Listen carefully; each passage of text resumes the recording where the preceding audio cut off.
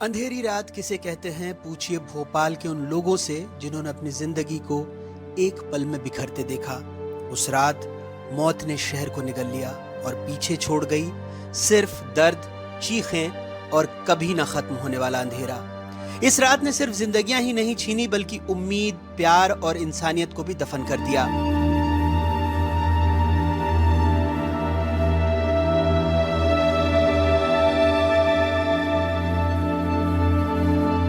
वरिष्ठ पत्रकार और एनडीटीवी के पूर्व ब्यूरो चीफ राजकुमार केसवानी ने इस त्रासदी की चेतावनी सालों पहले दे दी थी।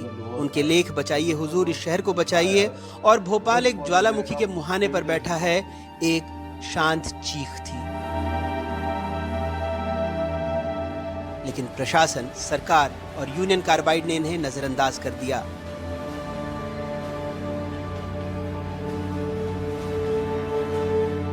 कुछ जो यहाँ के केमिस्ट्री के जो प्रोफेसर्स वगैरह थे जिनके पास मैं जाता था इसके लिए, वो मुझसे बिल्कुल सहमत नहीं थे। लेकिन मेरा जो विज्ञान का जो अज्ञान था वो मुझे मजबूर कर रहा था कि नहीं, ये तो होगा इस तरह से, और मैंने उस पर स्टिक किया।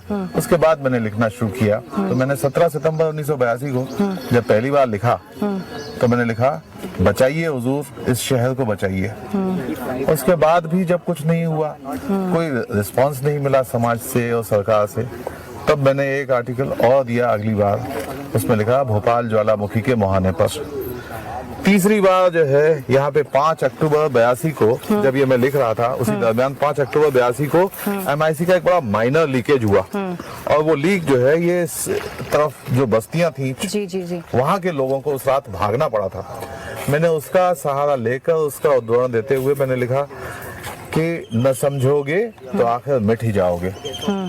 और इस तरह करता रहा। आखिरी रिपोर्ट जो है वो फिर 16 जून 1984 को जनसत्ता में 6 महीने पहले।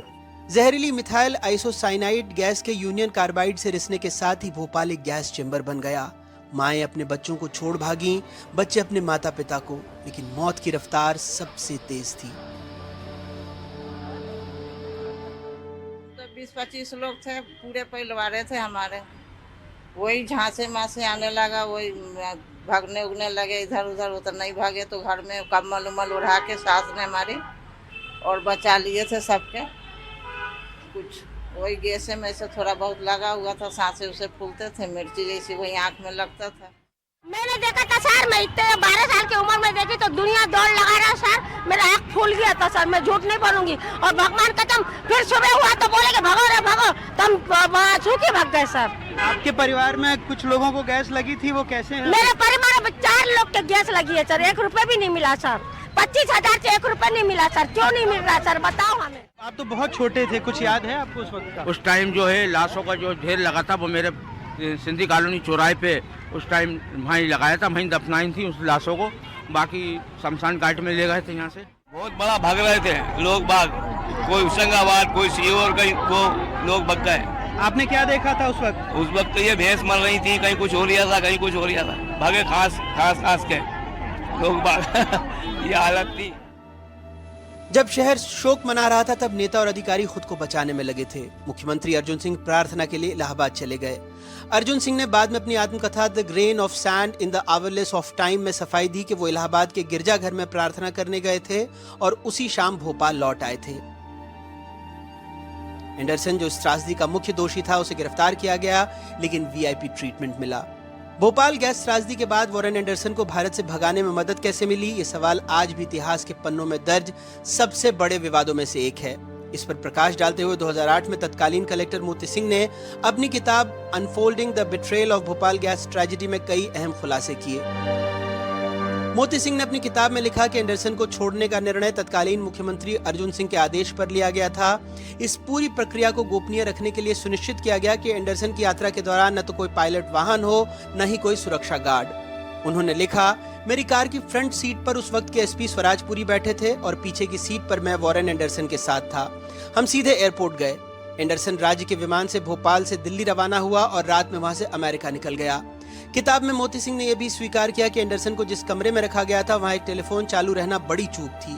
उन्होंने लिखा, समय की कमी की वजह से पुलिस ठीक से कमरे की जांच नहीं कर सकी, टेलीफोन डिस्कनेक्ट नहीं किया गया था। एंडरसन ने टेलीफोन का उपयोग कर पूरे मामले को पलट दिया। भोपाल गैस त्रासदी के बाद मुख्य आरोपी एंडरसन को बचाने के आरोपों पर तत्कालीन मुख्यमंत्री अर्जुन सिंह ने अपनी आत्मकथा a grain of the sand in the hourless glass of time में विस्तार से लिखा है। अर्जुन सिंह ने लिखा कि 4 दिसंबर को जब उन्हें सूचना मिली कि एंडरसन भोपाल आ रहा है, उन्होंने उसे गिरफ्तार करने का आदेश दिया। तत्कालीन कलेक्टर मोती सिंह और एसपी स्वराजपुरी को अपने आवास पर बुलाकर लिखित में यह निर्देश दिया गया। उन्होंने कहा, आमतौर पर मुख्यमंत्री लिखित निर्देश नहीं देते हैं, लेकिन मामले की गंभीरता को देखते हुए मैंने लिखित आदेश देना उचित समझा।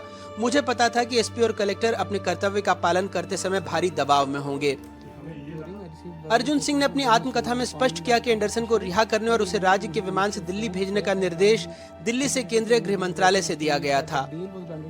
जब मैं हरदा में चुनाव प्रचार के दौरान राजीव गांधी को एंडरसन की गिरफ्तारी की सूचना दी तो उन्होंने कोई प्रतिक्रिया नहीं दी। उसी समय हमारे मुख्य सचिव ब्रह्म स्वरूप का वायरलेस संदेश मिला। इसमें बताया गया कि दिल्ली से केंद्रीय गृह मंत्रालय का एक वरिष्ठ अधिकारी बार बार कॉल कर रहा है और एंडरसन को जमानत देने तथा राज्य विमान से दिल्ली भेजने का निर्देश दे रहा है। अर्जुन सिंह ने खुलासा किया कि गृह मंत्रालय से कॉल करने वाले अधिकारी आर.डी. प्रधान थे। बाद में ये भी पता लगा कि आर.डी. प्रधान ने ये कॉल केंद्रीय गृह मंत्री पी.वी. नरसिम्हा राव के निर्देश पर किया था। नेताओं की भूमिका पर आज सत्ता हो या विपक्ष कोई ज्यादा बात नहीं करना चाहता। उसके बारे में आज बात करने का कोई औचित्य नहीं, ना समय नहीं। और किसी को 40 साल 45 साल उन लोगों ने जो लापरवाही करी, हम भविष्य में कोई ना करे, बस इसी यही कल्पना कर सकते। सरकारों की तो चूक है ही, सरकारों से ज़्यादा चूक मैं इस बात की मानता हूं कि वो भोपाल गैस ट्रेजेडी से जुड़े लोगों का कोई वोट बैंक नहीं है। अगर वो सरकारें बनाते गिराते तो शायद वहाँ पर ध्यान दिया जाता। अगर वहाँ पर कोई मंदिर बनना होता तो रातों रात ठीक हो जाता। अगर वहाँ पर कोई मस्जिद बनना होती और उससे वोट जुड़े होते तो रातों रात वहाँ पर खाली हो जाता। तो जब पूरी तरह से नेताओं का ध्येय केवल सरकारें बनाए रखने, बचाए रखने और बनाने पर है, तो पर्यावरण और लोगों की चिंता कौन करता है। भोपाल के तो बहुत, जिसको कहें कि अभागे लोग हैं, जो 40 वर्षों से इस दाग के साथ में जीने को मजबूर हैं। गैस त्रासदी का यह दंश 40 साल बाद भी इसी तरह बरकरार है। लोग सड़कों पर उतरते हैं अपने लिए इंसाफ मांगने।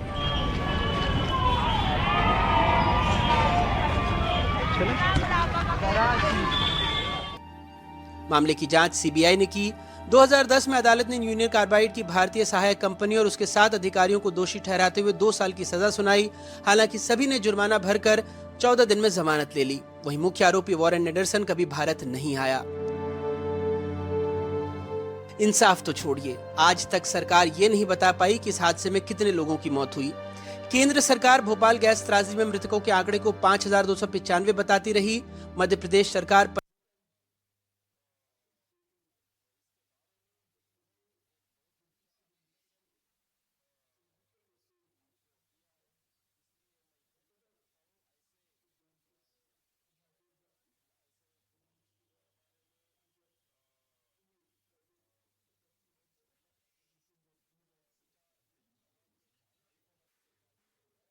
15,342 और इस प्रकार से एक लंबे विरोध के बाद में ये बात ठंडी हो गई थी और इसे कचरे को जर्मनी भेजा जाना था और जर्मनी भेजे जाकर के इसको जलाने की बात थी।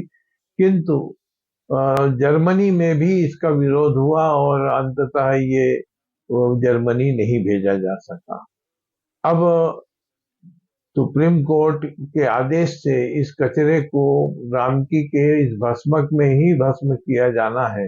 कचरा अभी आया नहीं है और जलेगा भी तो ये 6 माह तक जलाना होगा। ये 1 दिन में 2 दिन में जलने वाला कचरा नहीं है, क्योंकि इसके साथ काफी बड़ी मात्रा में दूसरे आइटम्स मिला करके जलाया जाएगा। किसी प्रकार की कोई जनता को तकलीफ शुरुआत के दिनों में मालूम पड़ती है तो निश्चित रूप से ये